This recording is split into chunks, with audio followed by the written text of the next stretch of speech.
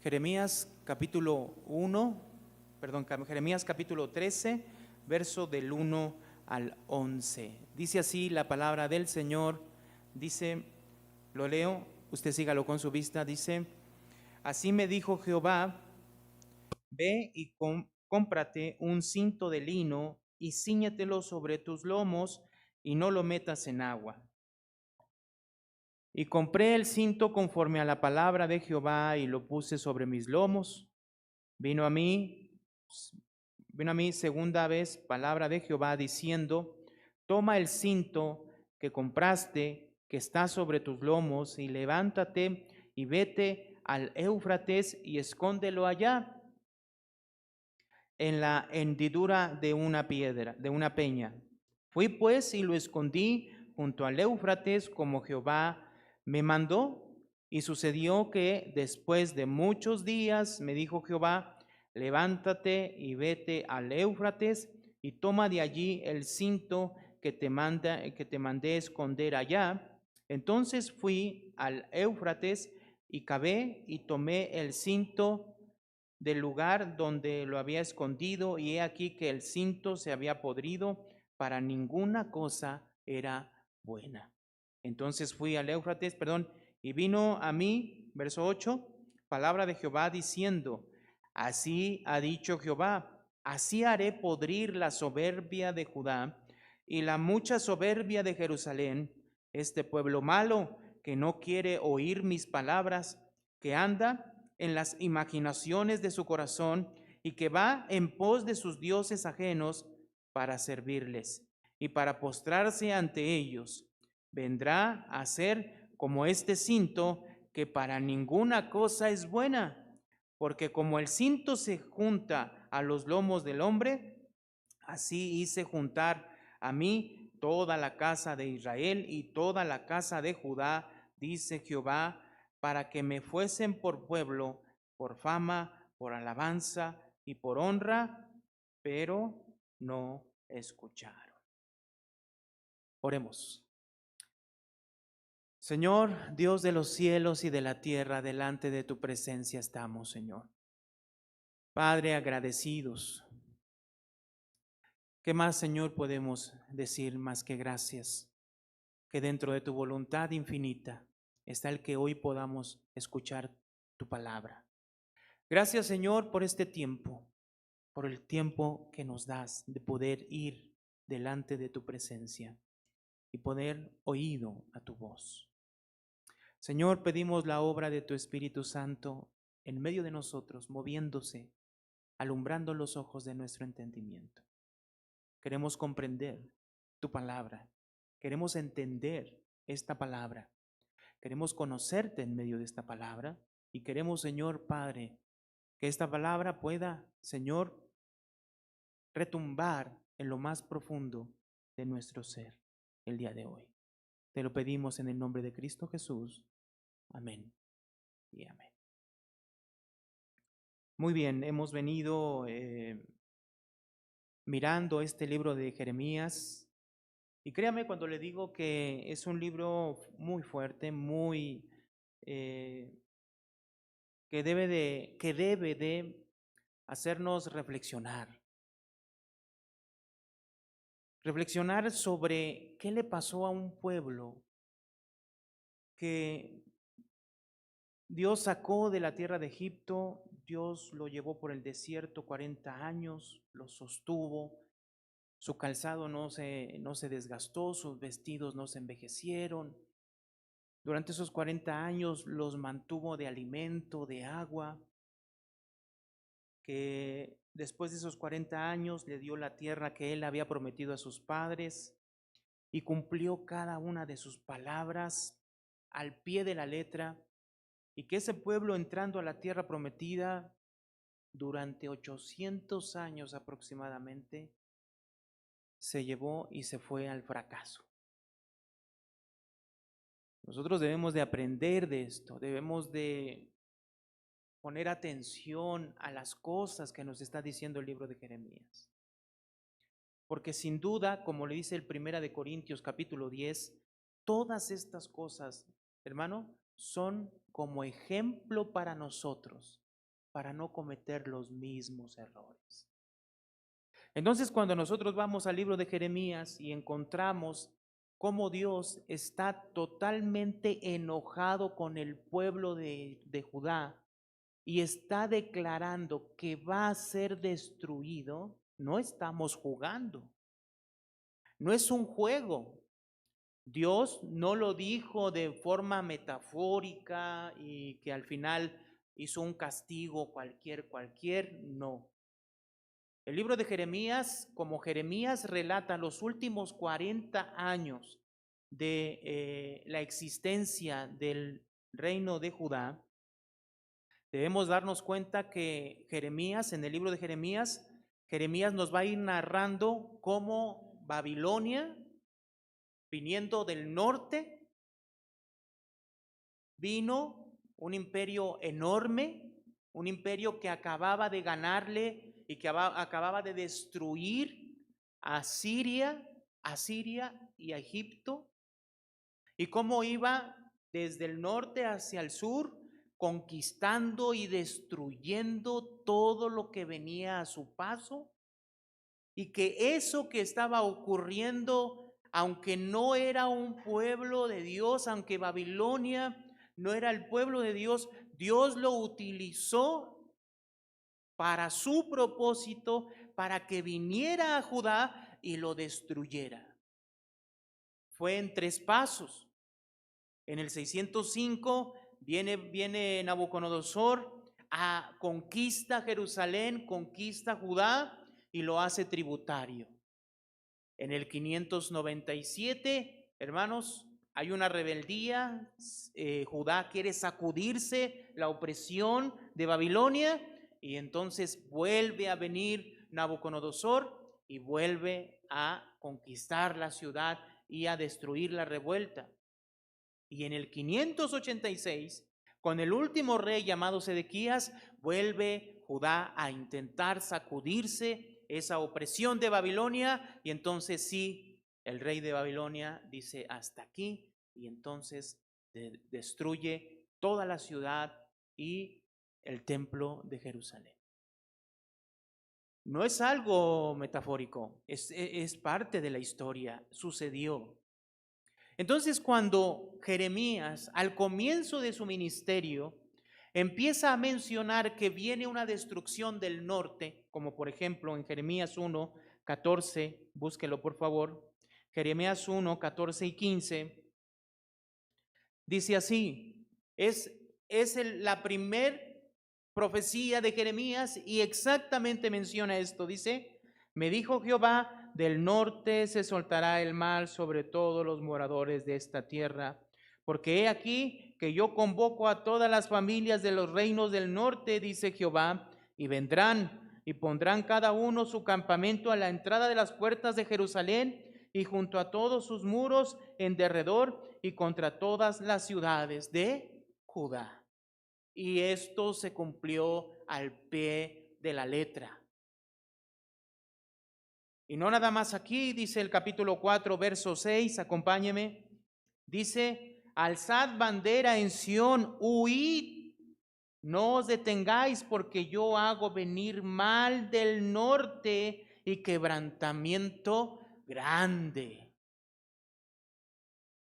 Capítulo 4, verso 13, vuelve a mencionar esto y dice, he aquí que subirá como nube y su carro como torbellino, más ligeros son sus caballos que las águilas.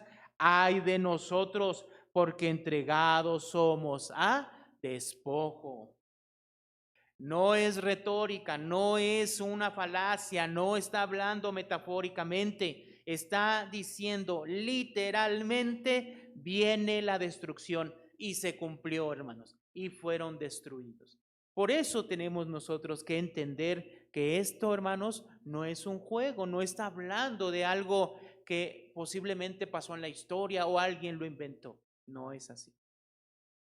Y así Jeremías, por ejemplo, en el capítulo 6, verso 1, vuelve a mencionar esto, dice, oíd, hijos de Benjamín, de en medio de Jerusalén, y tocad bocina en Tecoa, y alzad por señal humo sobre Bet a Querem, porque del norte se ha visto mal y quebrantamiento grande. Ya aquí Jeremías en su predicación, en su profecía, dice, del norte ya se ha visto mal. O sea, ya se ve.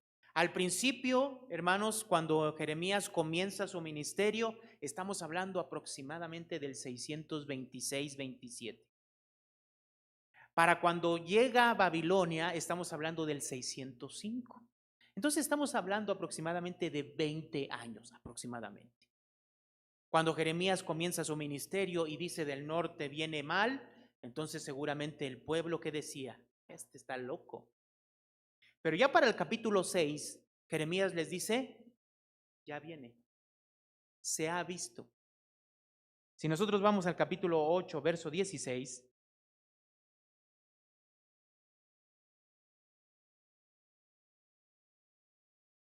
dice, desde Dan se oyó el bufido de sus caballos, al sonido de los relinchos de sus corceles, tembló toda la tierra, y vinieron y devoraron la tierra y su abundancia a la ciudad, y su abundancia a la ciudad y a los moradores de ella.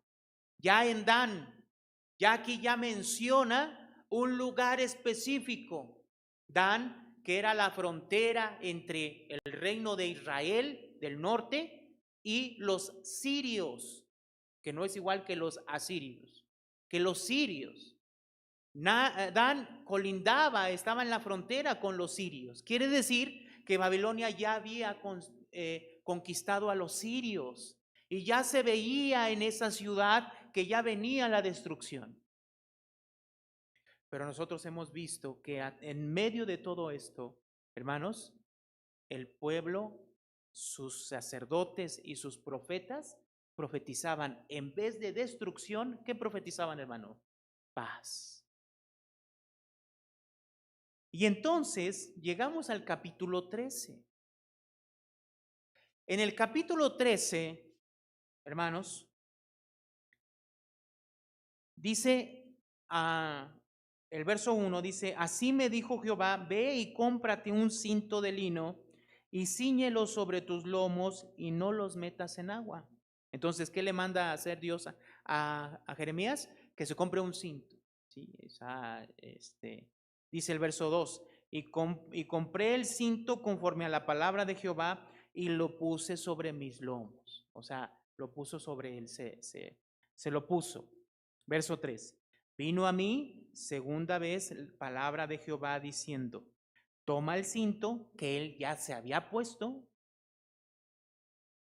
que compraste, que está sobre tus lomos, y levántate y ve al Éufrates y escóndelo allá en la hendidura de una peña. El Éufrates, hermanos, y el Tigris es la parte norte, hablando geográficamente, la parte norte de donde está Israel. ¿Sí? Entonces, lo que nosotros podemos ver aquí, que lo que dice Dios es que está mandando a Jeremías con este cinto que le mandó comprarse y que se ciñó, que lo llevara al Éufrates, o sea, que fuera al norte. No estaba cerca. Hermanos, estamos hablando de que tanto a caballo como caminando, aproximadamente eran de 3 meses el traslado. 3 meses. Entonces, Jeremías fue al Éufrates, dice el verso 5, fui pues y lo escondí junto al Éufrates como Jehová me mandó. Dijo que lo enterrara. Entierra este cinto. Escúcheme, un cinto que compró, que se ciñó, pero que ahora lo tenía que llevar al Éufrates, que valga la redundancia, en el Éufrates, ahí se encontraba todos los imperios o todos los imperios grandes de la antigüedad eran en esa zona. Los asirios eran en la región del Éufrates al norte de Israel. Los babilonios estaban también al lado de donde estaban los asirios. Entonces, Dios está mandando a Jeremías a ese lugar. Ahora, vamos a ver ahora por qué. Verso 7. Entonces fui al Éufrates y cavé y tomé el cinto del lugar. Perdón, verso 6. Verso 6.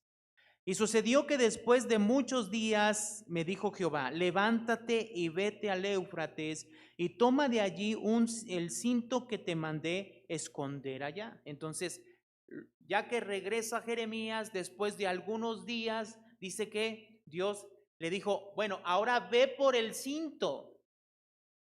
Otros 3 meses de ida y 3 meses de regreso. ¿Sí?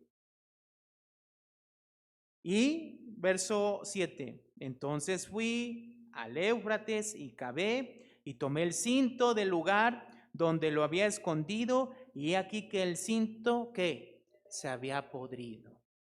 Para ninguna cosa que era bueno. ¿Sí? Ahora dirá, bueno, ¿qué tiene que ver esto, no? Pero entonces el verso 8 dice que Jehová le vuelve a hablar a Jeremías diciendo, verso 9, así ha dicho Jehová, así haré podrir la soberbia de Judá y la mucha soberbia de ¿qué? De Jerusalén. Este pueblo malo que no quiere oír mis palabras, que anda en la imaginación de su corazón y que va en pos de dioses ajenos para servirle y para postrarse ante ellos, vendrá a ser como este cinto que para ninguna cosa es buena. Estaba podrido, ¿cierto? Lo que está diciendo Dios es que este pueblo y su soberbia lo llevó a podrirse. ¿Qué es soberbia? ¿Por qué utiliza la palabra soberbia? Una persona soberbia o alguien que tiene soberbia se cree más que alguien. Es altanero, es altivo. Por lo tanto, lo que podemos nosotros pensar es que este pueblo, hermano, su actitud de este pueblo era una actitud arrogante, soberbia, altiva delante de las obras y de las cosas de Dios.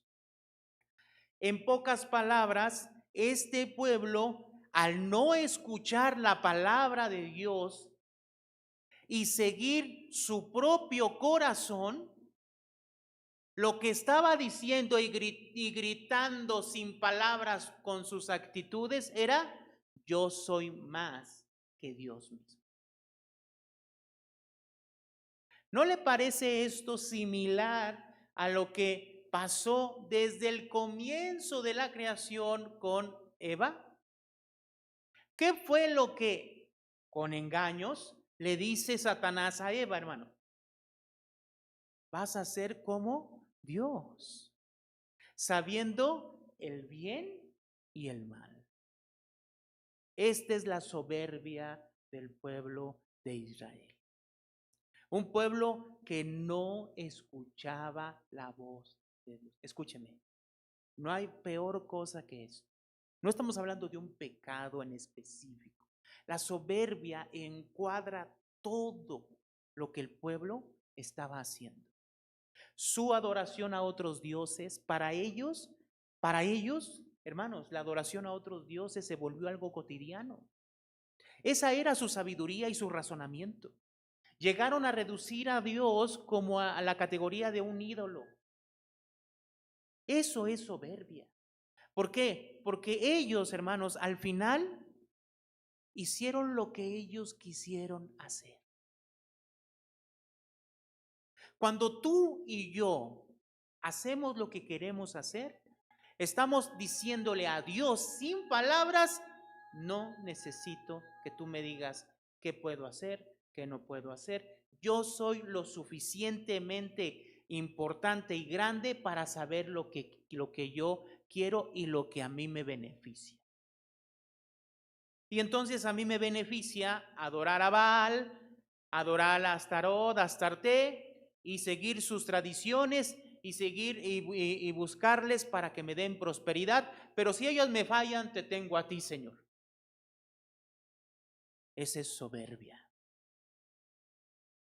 Cuando yo pueda, cuando yo lo pueda hacer, te voy a buscar, Señor, pero mientras tanto tengo quien me solucione otros problemas. Y me acerco a esas cosas y busco esas cosas. Eso es soberbia. El hacer tu propia voluntad, lo que está en tu imaginación, lo que está dentro de ti. ¿No es la forma de vivir del mundo, hermanos? Cuando nosotros vamos al libro de Efesios, acompáñeme.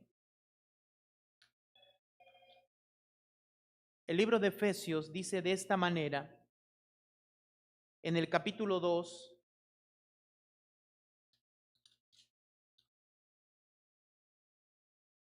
dice, y Él os dio vida a vosotros cuando estabais muertos en vuestros delitos y pecados, en los cuales anduviste en otro tiempo, siguiendo ¿qué? La corriente de este mundo, conforme al príncipe de la potestad del aire, el espíritu que ahora opera en los hijos de desobediencia. Entonces seguíamos al mundo. ¿Qué hace el mundo, las personas? ¿Qué hace la gente? Sigue el patrón, las ideas, todo lo que el mundo, el sistema, el cosmos del mundo le dice que tiene que seguir. Vive y sigue todas esas cosas. Dice el verso 3, entre los cuales también todos nosotros vivimos en otro tiempo. ¿En dónde?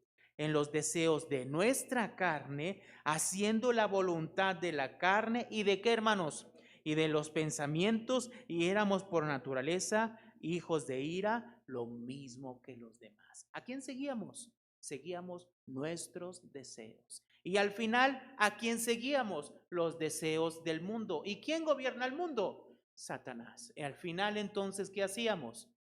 La obra de Satanás. ¿Y cuál es la obra de Satanás? Haz lo que tú quieras hacer. Hoy tú puedes ser lo que sea.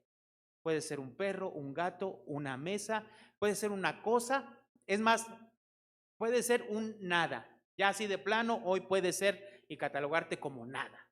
Ni un animal, ni un ser humano, ni una cosa. Hoy en día a ese grado hemos llegado. Ahora, cuando el pueblo de Israel, Dios le menciona esto, tenemos que entender algo.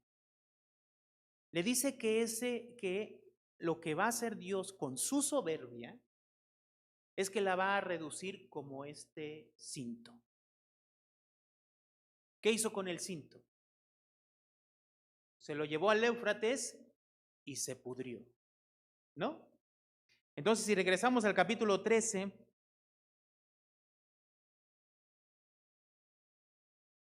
en el verso 12, dice lo siguiente, dice, les dirás pues esta palabra, así ha dicho Jehová, Dios de Israel, toda tinaja se llenará de vino. Este era como un refrán, que quería decir que iba a haber abundancia. Cuando se decía esto de toda tinaja se llenará de vino, para el contexto cultural de ese momento, para los judíos, era querer decir, va a haber abundancia. Recordemos que no es nada ajeno. ¿Por qué? Porque Jeremías era el único que estaba diciendo que venía destrucción, porque de allí en fuera, tanto sacerdotes, profetas y todos los demás, ¿qué decían? Viene paz. Entonces lo que está diciendo aquí, dice que Jehová les dice, toda tinaja será llena de vino, y ellos te dirán, no sabemos que toda tinaja será llena de vino. O sea, ¿qué está diciendo? Te van a contestar y te van a decir, claro que sabemos que esto viene y va a ser prosperado, y vamos a ser prosperados. O sea, vienen cosas mejores. Te van a decir así. Verso 13 dice, entonces les dirás, así ha dicho Jehová, he aquí que yo lleno de embriaguez a todos los hombres de esta tierra y a los reyes de la estirpe de David que se sientan sobre el trono, y los sacerdotes y profetas, y a todos los moradores de Jerusalén, y los quebrantaré el uno contra el otro, los padres contra los hijos igualmente, dice Jehová, no perdonaré, ni tendré piedad, ni misericordia, para no destruirlos. Entonces diles, toda tinaja se llenará de vino. Y ellos dirán, claro, viene abundancia. No, diles no, al contrario, Dios los va a embriagar. Para que no sepan dimensionar lo que viene. Para que una persona embriagada, ¿qué pasa con esa persona, hermano? No tiene conciencia de sí misma. Y entonces, como no tiene conciencia de sí misma, esa persona al otro día dice, ay, ¿qué pasó? ¿Qué hice? Y se encuentra que hizo un desastre, ¿no? Entonces va a cegar, va a embriagar el corazón de este pueblo. ¿Para qué? Para que se peleen todos unos contra otros, hablando de esto. ¿Para qué? Para que llegue, ¿qué? La destrucción. Pero en el verso 15 dice así. Escuchad y oíd, no os envanezcáis, pues Jehová ha hablado. Dad gloria a Jehová nuestro Dios antes de que haga venir tinieblas y antes que vuestros pies tropiecen en montes de oscuridad y esperéis luz y os la vuelva en sombra de muerte y tinieblas. ¿Qué es esto? Un llamado al arrepentimiento. Escuchad y oíd, no os envanezcáis, pues Jehová ha hablado. Y el verso 16 dice, dad gloria a Jehová Dios vuestro, antes de que vengan tinieblas. ¿Qué es esto? Un llamado al arrepentimiento. Y antes de que vuestros pies tropiecen en montes de oscuridad, y esperéis luz, y en vez de luz os vuelva en sombra de muerte y tinieblas. Ahora, verso 17 dice, mas si no oyeres esto, en secreto llorará mi alma a causa de vuestra soberbia. Aquí ya está hablando Jeremías. Aquí ya está hablando Jeremías. Dice, Jeremías le dice al pueblo, escuchen la voz de Dios. Dios ha hablado. Pero en el verso 17 dice, mas si no oyeres esto, en secreto llorará mi alma a causa de vuestra soberbia. Y llorando amargamente se deshará mis ojos en lágrimas, porque el rebaño de Jehová fue hecho, ¿qué? Cautivo. Y aquí es donde comienza otra parte de esta destrucción. No solo iba a venir destrucción, hermanos, iba a ser algo tremendo. ¿Por qué? Porque iba a haber hambre, iba a haber muerte. El ejército de los babilonios iba a destruir, a matar, pero también se iba a llevar cautivo al pueblo. ¿A dónde? A Babilonia. Por eso le menciona en el verso 17, cautivo. Dice, ¿por qué? Porque el rebaño de Jehová fue hecho, ¿qué? Cautivo. Verso 18. Di al rey y a la reina, humillaos, sentaos en tierra, porque la corona de vuestra gloria ha caído de vuestra cabeza. Las ciudades del Negev fueron cerradas y no hubo quien las abriese. Toda Judá fue transportada, llevada en cautiverio, fue toda ella. ¿Qué fue llevada a dónde? En cautiverio. Entonces a unos mataron a espada, otros se mataron por el hambre, otros se comieron hasta sus propios hijos por el asedio que había de Babilonia, y a otros que no fueron muertos y que sobrevivieron, se los llevaron cautivos. Todavía en este momento no pasa eso. Escúcheme, todavía no pasa eso. Se está profetizando que van a ser llevados cautivos. Dice el verso 20, alzad vuestros ojos y ved a los que vienen del norte. ¿Dónde está el rebaño que te fue dado, tu hermosa grey? Verso 21. ¿Qué dirás cuando él ponga como cabeza sobre ti a aquellos a quien tú enseñaste a ser tus amigos? ¿No te darán dolores como de mujer que está de parto? ¿Qué está diciendo? Aún tus amigos que tú o tu confianza que depositaste en las demás naciones y que buscaste ese consuelo en ellos o que te ayudaran, ellos mismos se volverán contra ti. Verso 22. Si dijeres en tu corazón, ¿por qué me ha sobrevenido esto? Por la enormidad de tu maldad fueron descubiertas tus faldas, fueron desnudadas tus carcañales. ¿Con qué lo está comparando Dios al pueblo? Con una mujer que está siendo violada, hermanos. Verso 23. ¿Mudará el etíope su piel y el leopardo sus manchas? Así también podréis vosotros hacer bien estando habituados a hacer mal. ¿Qué está diciendo Dios aquí, hermanos? Ustedes no van a poder cambiar. Yo les mencionaba en veces anteriores que lo que nos está reflejando el Antiguo Testamento es un problema muy grave. ¿Y cuál es el problema grave? El problema del hombre. ¿Y cuál es el problema del hombre? Es el problema de que el hombre no puede salvarse a sí mismo. No puede someterse a la voluntad de Dios por sí mismo, en su carne. Es imposible. Y prueba de ello es esto. 800 años después de que se introdujeron a la tierra aproximadamente, el pueblo es destruido. ¿Por qué? Porque nunca se pudo someter a la voluntad de Dios. Entonces, ¿cuál es la promesa de Dios? Destrucción y cautiverio. Los iba a llevar cautivos. Ahora, ¿por qué? Dice el verso 22, dice, ¿por qué? Si dijeres en tu corazón, ¿por qué me ha sobrevenido esto? La respuesta es, por la enormidad de tu maldad fueron descubiertas tus faldas, fueron desnudados tus carcañales. Por la enormidad. ¿Qué le viene a la mente con esa palabra?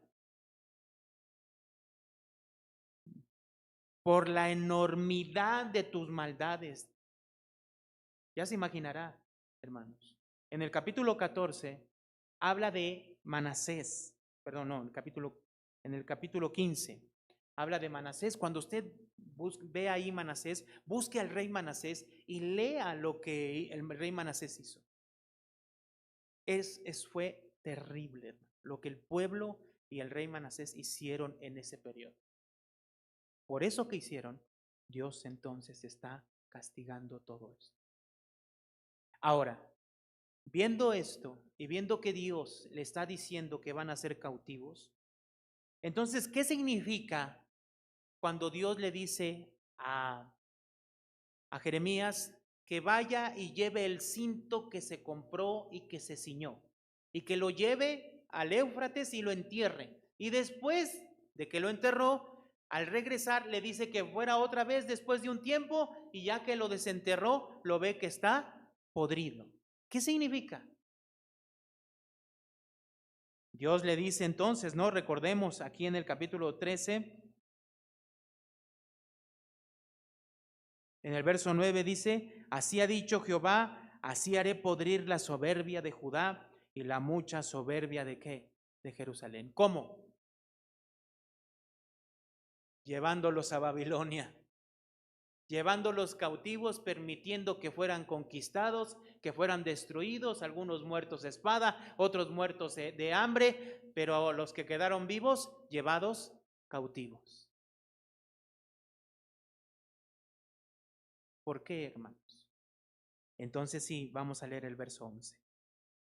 Porque como el cinto se junta a los lomos del hombre, así se juntará a mí toda la casa de Israel y toda la casa de Judá. Dice Jehová. ¿Para qué, hermano? Para que me fuese por pueblo, por fama, por alabanza y por honra, pero no escuchar. ¿Qué es lo que Dios, vamos a decirlo así, esperaba del pueblo de Israel? ¿Qué esperaba Dios del pueblo de Israel? Que este pueblo fuera como ese cinto, ¿no? ¿Cómo? que fuera, dice aquí, para que fuese por pueblo, o sea, su pueblo. En otras palabras, ¿qué significa que el pueblo de Israel fuera el pueblo de Dios? Como todos los pueblos que siguen a sus dioses, hermano. ¿Qué hacen los pueblos que siguen a sus dioses? Viven para ese Dios, buscan a ese Dios, guardan los mandamientos de ese Dios, ¿o no es así? Hermanos, así es. Lo que esperaba Dios era eso, que fuera su pueblo, que ese pueblo estuviera celoso de su Dios, estuviera orgulloso de su Dios, buscara a su Dios como cualquier pueblo que adora a una estatua sin vida. Vamos, este pueblo que Dios tenía comunión con este pueblo constantemente, vea lo que pasó. ¿Qué dice después? Que me fuese por pueblo y por fama. O sea, ¿qué significa? Que este pueblo fuera el encargado de dar a conocer a ese Dios. No nada más de palabras, sino que este pueblo a través de la vida y de vivir bajo los mandamientos de Dios, diera a conocer a ese Dios a los pueblos de alrededor. Para eso era este pueblo. ¿Para qué más? Para alabanza. Que este pueblo glorificara a Dios, alabara sus atributos, conociera a Dios. Escuche lo que está diciendo la palabra. El pueblo tenía una razón de ser. ¿Para qué era? Para glorificar a Dios, para alabar a Dios.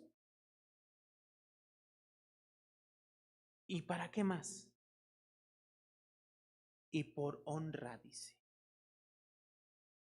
Por gloria, dice otras traducciones. Para su gloria. Para que este pueblo fuera la gloria de Dios, honrara a Dios. Los pueblos vieran a este pueblo y dijeran, wow, este pueblo, ¿a qué Dios sigue? Vamos pues.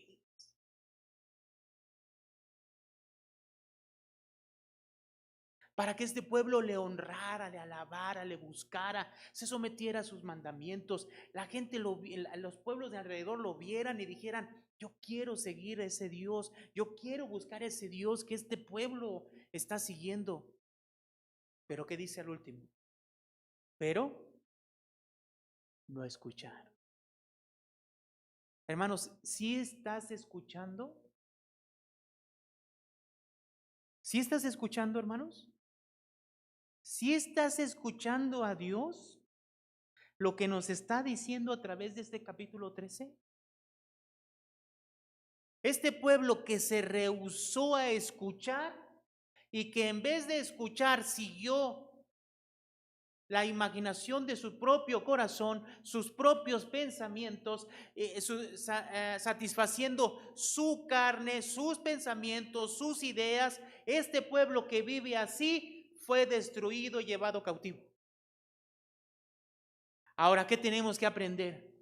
Tenemos que aprender que este pueblo tenía una razón de ser, tenía que ser el pueblo de Dios, que viviera bajo los mandamientos de Dios, que buscara a Dios en su vida cotidiana, un pueblo que reflejara a ese Dios ante los mundos paganos y que fuera por fama y que dijeran, mira, ellos son los seguidores de Jehová, queremos seguir a Jehová como ellos lo siguen, por su forma de vida, porque eran personas que seguían los mandamientos de Dios, que alabaran a Dios, que buscaran a Dios, que honraran a Dios y que fueran para gloria de Dios. Pero este pueblo no lo fue.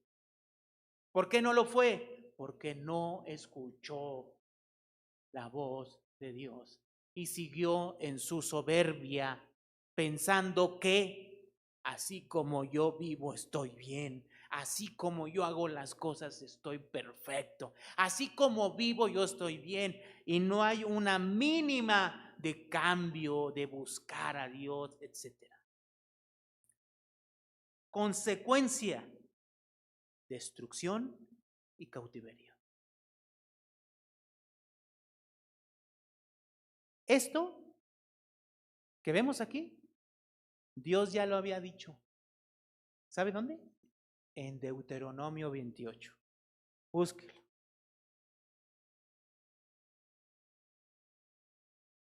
Deuteronomio es muy famoso, pero nada más famoso por dos cosas, por una cosa, por el capítulo 28.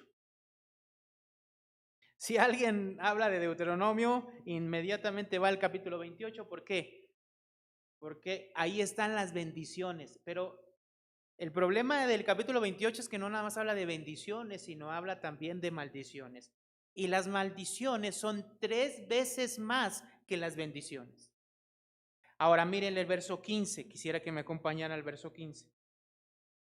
Dice, miren, ponga atención a lo que está diciendo. Pero acontecerá, si no oyeres la voz de Jehová tu Dios, para procurar cumplir sus mandamientos y sus estatutos que yo te intimo hoy, que vendrán sobre ti todas estas maldiciones, ¿y qué? Y te alcanzarán. Ahora, estas maldiciones fueron dichas 800 años antes, un poquito más menos.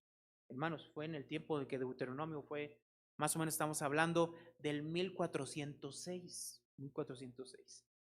Para el tiempo de Jeremías, donde está ocurriendo esto, hermanos, aproximadamente estamos hablando de un poco más de 800 años. Entonces Dios le dijo al pueblo, a través de estas maldiciones, si tú no oyes mi voz para cumplir mis mandamientos y estatutos que te intimo hoy, todas estas maldiciones vendrán sobre ti. Y como dice el dicho, sobre advertencia no hay engaño. ¿O no dice así el dicho? Y entonces, hermanos, en el verso 36 y 37 dice así: Jehová te llevará a ti y al rey que hubieras puesto sobre ti, a nación que no conociste ni tú ni tus padres, y allá servirán a dioses ajenos, al palo y a la piedra. Y serás motivo de horror y servirás de refrán y se burlará a todos los pueblos y de burla, perdón, y de burla a todos los pueblos a los cuales te llevará Jehová. ¿Qué está diciendo Dios? Si tú no oyes mi voz y cumples mis mandamientos y mis estatutos, estas maldiciones te alcanzarán. 800 años después, ¿qué pasó, hermanos? Alcanzaron al pueblo. Capítulo 28, verso 64.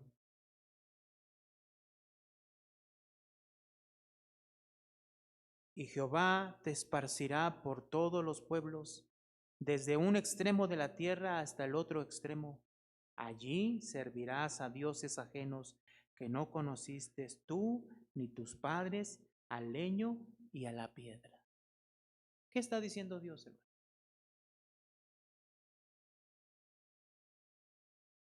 Este pueblo no pudo someterse a la voluntad de Dios.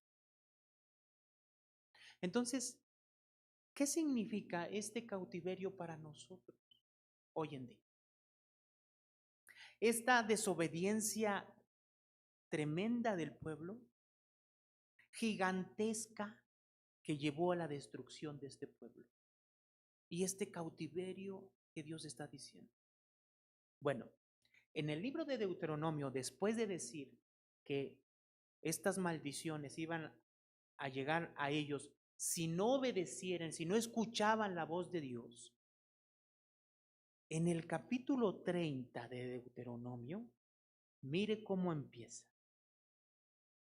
Quiero que vea cómo empieza el libro de Deuteronomio. Sucederá que cuando hubieres venido, sucederá que cuando hubieren venido sobre ti todas estas cosas. ¿Qué cosas? Miren lo que dice ahí.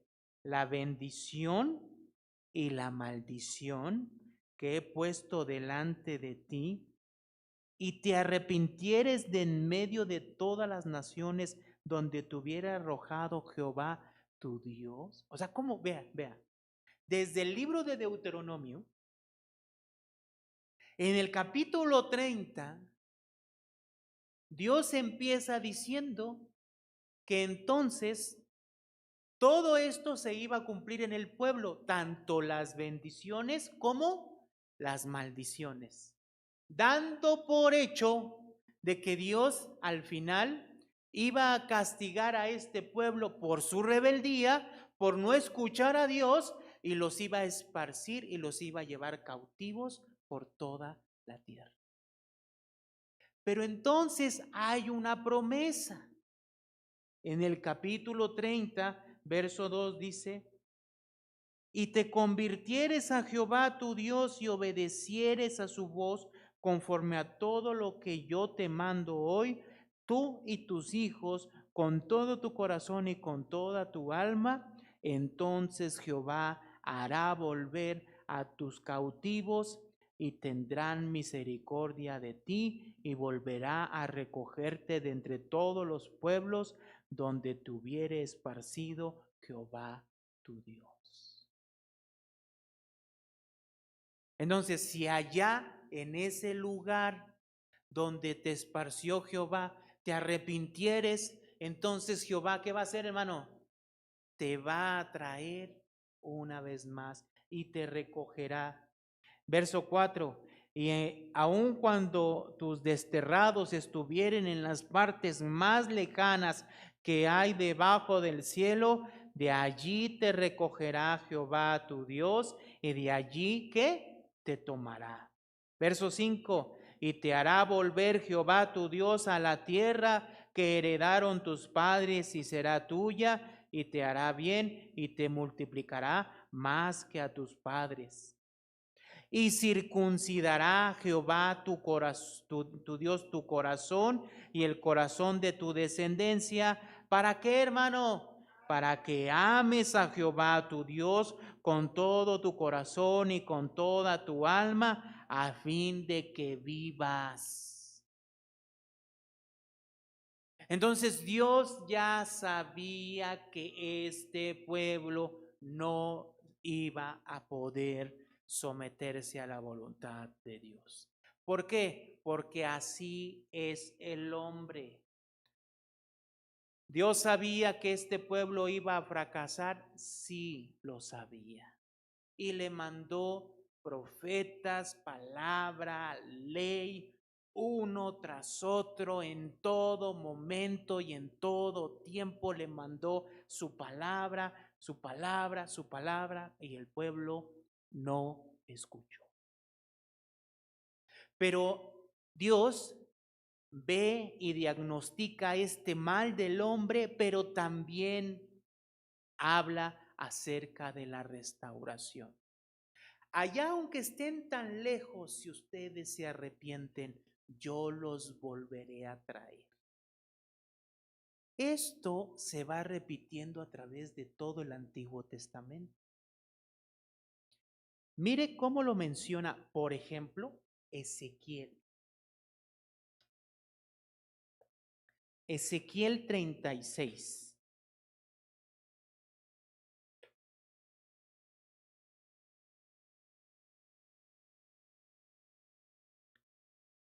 Este pasaje que vamos a leer de Ezequiel es catalogado como el pasaje del nuevo, que habla del nuevo pacto, que también vamos a ver en Jeremías. Pero mire cómo menciona aquí acerca del nuevo pacto que Dios va a hacer con Israel o con su pueblo. Dice el capítulo 36, verso 24, mire cómo empieza. Aquí Ezequiel, ellos ya están en Babilonia. Entonces Ezequiel está profetizando ya en Babilonia. Y miren lo que les dice en el capítulo 36, 24.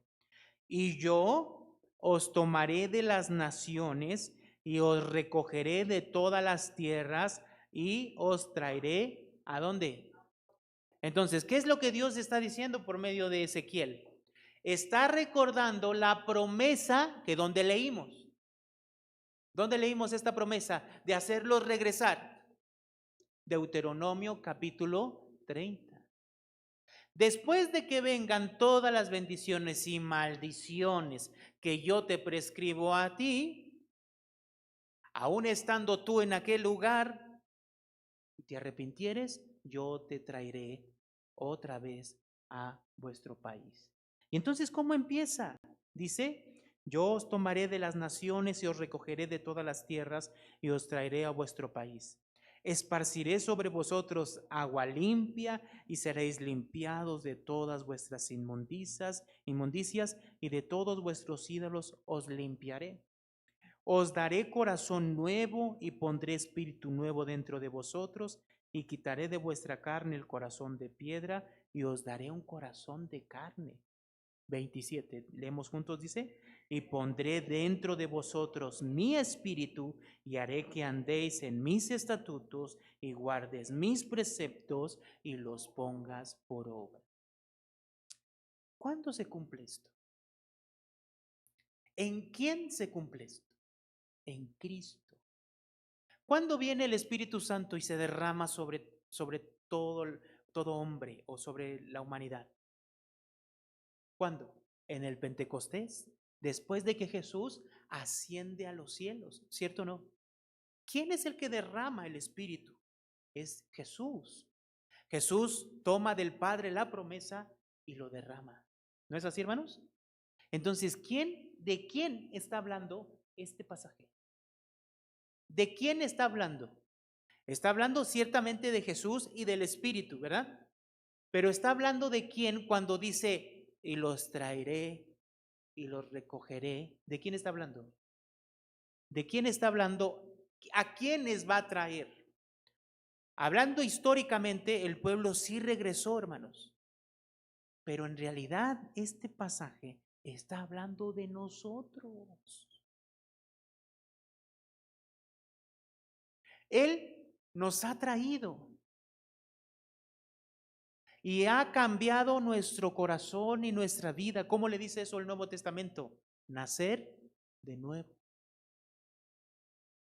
Somos personas que Dios ha cambiado el corazón, ha puesto su espíritu, ha limpiado nuestras inmundicias y nos ha traído a Él. ¿O no es cierto, hermanos? Hoy tenemos el Espíritu en nosotros. Amén. Esa obra se cumple en nosotros. Ahora, esto es muy importante. ¿Por qué? Porque en Isaías, capítulo 43,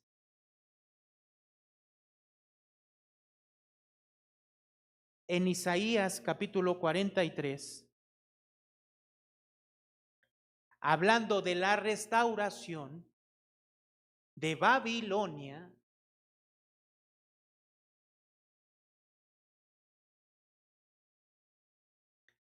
mire cómo empieza el 1.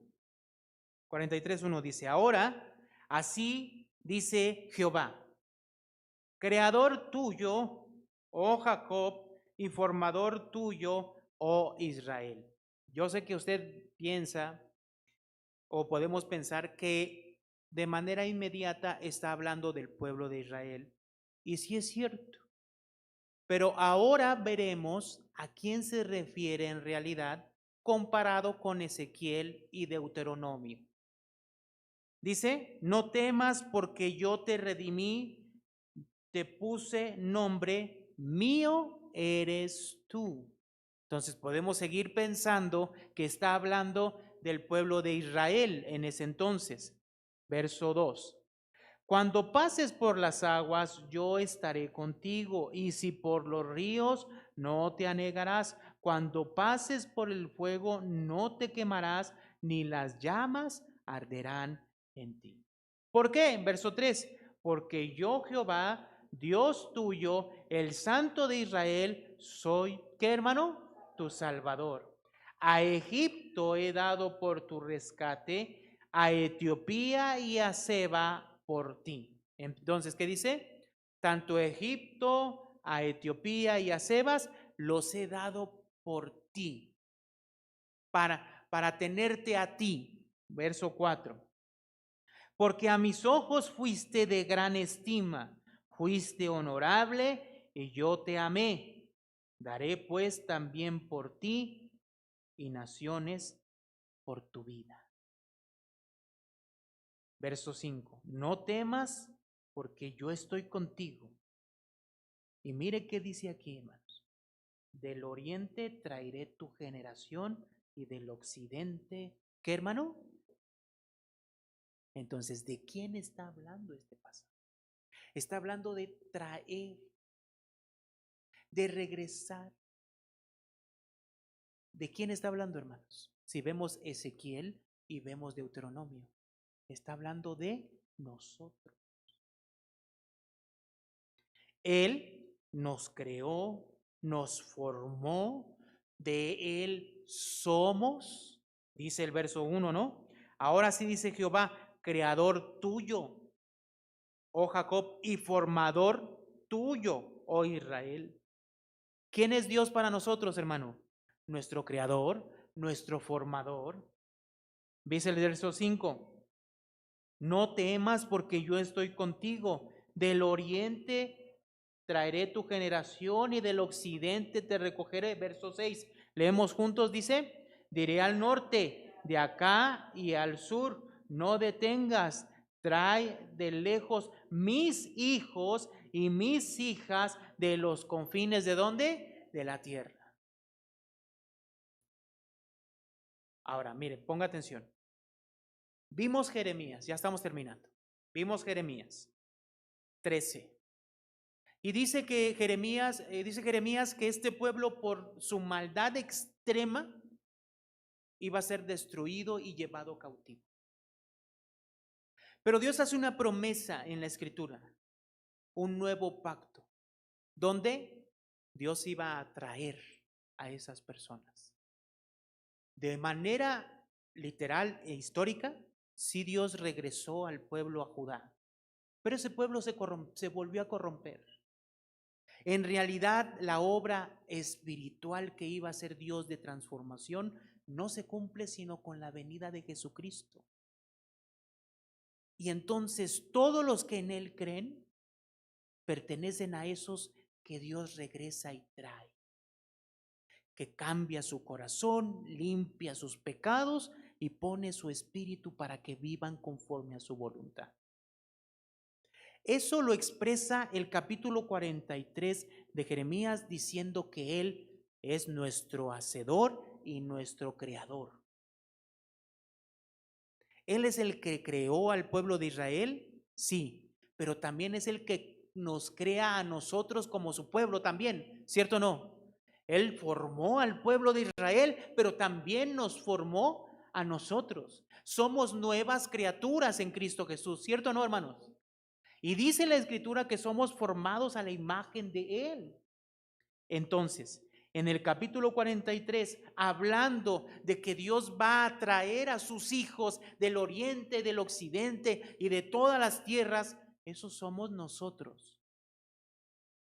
Pero así como el pueblo de Israel tenía que ser para gloria, honra, alabanza, fama a Dios, y no lo fue porque no escuchó a Dios, quiero que leamos el verso 7 juntos. De aquí de Isaías 43 dice, todos los llamados de mi nombre, para gloria mía, los he creado, los formé y los hice. ¿Para qué Dios te formó, te creó y te hizo? ¿Para qué, hermano? ¿Para qué? Para su gloria. O sea, ¿qué significa? Vamos a comparar este pasaje con Jeremías capítulo 13. Ese cinto, ¿para qué tenía que ser? Este pueblo, ¿para qué tenía que ser? ¿Para qué? Tenía que ser su pueblo. Tenía que ser por fama, por alabanza y por honra, por gloria. ¿Para qué Dios nos formó? ¿Para qué Dios te formó, hermano? ¿Para qué te llamó? ¿Para qué te trajo a Él? ¿Para qué? Exactamente para esto, para gloria suya, para que fuéramos por fama, para que fuéramos su pueblo, para que le busquemos, para que estemos viviendo bajo su voluntad, para que vivas para Él, hermano, te lo vuelvo a decir, para que vivas para Él y no en la imaginación de tu corazón. No para que tú digas es mejor que yo viva como yo quiero, porque el destino del pueblo que vivió así fue destrucción y cautiverio. Ahora que Dios te trae, ¿cómo vas a pensar que el vivir como tú quieres es lo que Dios quiere para tu vida y que es la razón por la cual Dios te trajo? No, es para que vivas para Él, para que le seas por fama, para que la gente vea en ti la imagen de Dios mismo y entonces la gente pueda desear a ese Dios, conocer a ese Dios, para alabanza de su gloria, para que tú, hermano, glorifiques en tu vida diaria y a través de tu obediencia a Dios, para alabanza de su gloria. ¿Qué dice aquí? Para gloria mía los he creado, los formé y los hice. Para la gloria de Dios, hermanos. Para que vivamos para Él. No cometamos el mismo error que cometió el pueblo de Israel. Hermano, no lo cometas. El peor error es no escuchar a Dios y vivir en soberbia pensando que nosotros podemos vivir sin Dios haciendo lo que nos place. Quiero que voltees a ver al mundo en el que estamos en medio y en el que la Biblia dice que estamos en el mundo, pero no somos del mundo. Voltea a ver al mundo a tu alrededor y ve cuán corrompido se está volviendo cada día más. ¿Pero por qué? Porque el mundo es soberbio delante de Dios. Porque el mundo ahora te dice, tú puedes hacer lo que tú quieras. Nadie te puede decir qué eres, quién eres. Ahora tú puedes ser lo que tú quieras, hacer lo que tú quieras. Tú gobiérnate a ti mismo. Punto. Soberbia. Para que el cristiano viniera a Dios y viviera haciendo lo mismo, sería algo terrible. ¿Para qué Dios nos creó, hermanos? ¿Para qué Dios nos trajo? ¿Para qué trajo a sus hijos del oriente al occidente? ¿Para qué Dios transformó nuestras vidas? ¿Para qué Dios nos cambió y puso su espíritu en nosotros? Nos limpió por la sangre de Cristo. ¿Para qué? Para alabanza de su gloria, para gloria suya, para su gloria, para que le honremos, para que le glorifiquemos, para que vivamos para Él. ¿Cómo se aplica esto en la vida diaria? Tenemos trabajo, tenemos familia, tenemos que cumplir diferentes roles, sí, pero nuestra vida en cualquiera de esos roles tiene que glorificar a Dios, hermano, viviendo bajo sus estatutos, sus mandamientos, sus preceptos, siendo ejemplo, que la gente vea y vea el reflejo de Dios en nosotros donde quiera que nos paremos. Ese es un pueblo que glorifica a Dios. Oremos.